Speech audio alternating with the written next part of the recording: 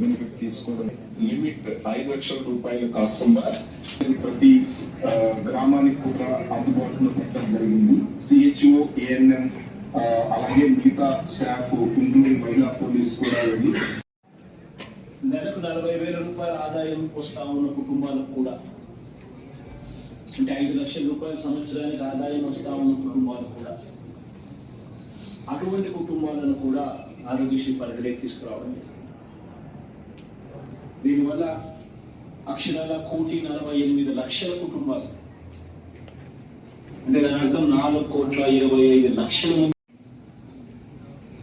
ఎవరి మనసులో కూడా ఇటువంటి డౌట్స్ అన్ని కూడా లేకుండా క్లియర్ చేస్తూ వారి ప్రతి ఇంటికి వెళ్ళి ఈ కార్డ్స్ వైద్యం కోసం ఏ పేదవాడు కూడా అప్పుల పాలయ్యే పరిస్థితి ఏ పేదవాడికి ఉండకూడదు అన్న తలంపు తాపత్రయంతో ఈరోజు ఆరోగ్యశ్రీని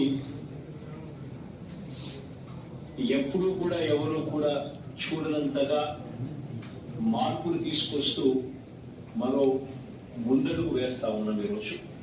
చేస్తున్నాము సార్. ఆల్మోస్ట్ కలెక్టర్స్ తో సిఎస్ గారు ఆల్మోస్ట్ 2 times ఈ యొక్క ఇష్యూ మీదే వీడియో కాన్ఫరెన్స్ పెట్టడం జరిగింది సార్. ఆల్రెడీ అందరికి డీటెయిల్స్ అన్ని కూడా ఎక్స్ప్లెయిన్ చేశాము.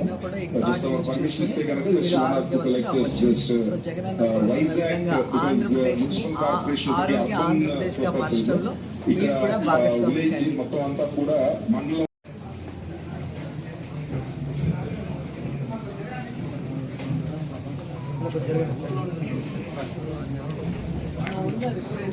నా వెనకే